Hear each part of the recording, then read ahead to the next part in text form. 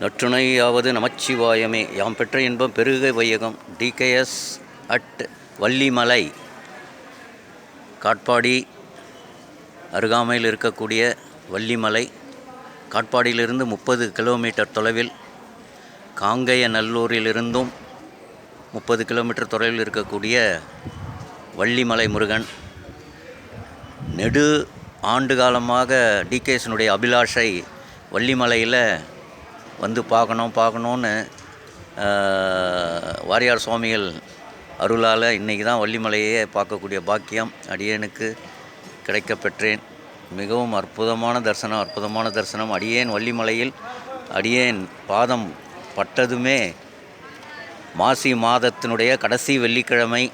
அந்த வெள்ளிக்கிழமையிலே தேரானது, தேரோட்டெல்லாம் நடைபெற்று தேருக்கு உண்டான சாந்தியெல்லாம் நிறைவேற்றி அடியேன் இறங்கிய நிலையிலே அடியேன் பாதமானது வள்ளியூர் மண்ணில் இறங்கியதுமே, பாதம் பட்டவுடனுமே திருத்தேர், முருகப்பெருமானுடைய வள்ளி தெய்வானுடைய திருத்தேர், வள்ளிமலை திருத்தேரானது நிலைக்கு வைக்கிறாங்கன்னா என்ன அர்த்தம்? இதோட அடுத்த ஆண்டு தான் திருத்தேரை பயன்படுத்துவாங்க. ஸோ இன்றைக்கி அவ்வளவு சாங்கியங்கள்லாம் முடிஞ்சு திருத்தேரோட்டெல்லாம் நடைபெற்று முருகப்பெருமானுடைய வள்ளி தெய்வானுடைய திருக்கல்யாணம் நடைபெற்று இன்றைக்கு அடியேன் அந்த காட்சியை, திருத்தேர் நிலைக்கு வந்த காட்சியை பார்ப்பது என்பது சாதாரணமாக எல்லாருக்கும் கிடைக்காது. அப்படியாப்பட்ட பாக்கியம் டிகேஎஸ்க்கு வள்ளிமலையில் இறங்கியதுமே 40 ஆண்டு அபிஷேகம். ஸோ வள்ளிமலை முருகனை பார்க்கணுன்னு ஸோ அப்படி ஒரு பாக்கியத்தை இன்றைக்கி கொடுத்தாருன்னு தான் சொல்லணும். So TKS at Vallimalai. So முருகப்பெருமானுடைய கல்யாணம், வள்ளி திருக்கல்யாணம் இங்கே தான் நடைபெற்றது மக்களே. ஸோ நீங்கள் பின்னாடி பார்த்துட்டு இருக்கிறது வள்ளிமலையினுடைய முழு தோற்றம், வெளியில் இருக்கக்கூடிய முழு தோற்றம். போன வாரம்லாம் வந்தீங்கன்னா இங்கே நிற்கிறதுக்கு இடம் கிடையாது. லட்சக்கணக்கான பேர் திரண்டிருப்பாங்க போன வாரம் வள்ளிமலையில். ஸோ பாருங்கள், அடியனுக்கு இப்படி ஒரு கடாட்சம், அமைதியான சூழ்நிலையில் அந்த ஆரவாரம்லாம் இன்றி அப்படி ஒரு மன சந்தோஷத்தை இன்றைக்கி கொடுத்தாரு. அது மட்டும் இல்லாமல் அடியேன் முருகப்பெருமானை தரிசிக்கிறதுக்கு உள்ளே போகிறேன்.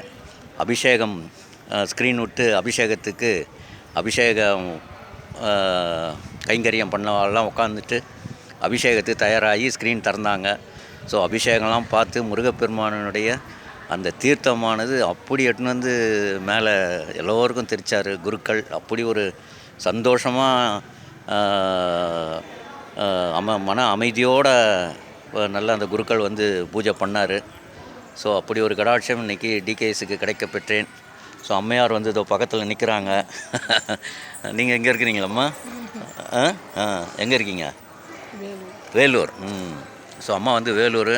ஸோ வள்ளிமலை முருகன் அடியேன் கேமரா எடுக்கிறதுனால அடியேன் கேமரா பதிவில் வரணும்னு அந்த அம்மாவும் விருப்பம். அதனால் அவங்கள தன்னார்வமாக வந்து பின்னாடி நின்றுட்டுருக்காங்க. ஸோ அப்படி அபிஷேகம் ஆனது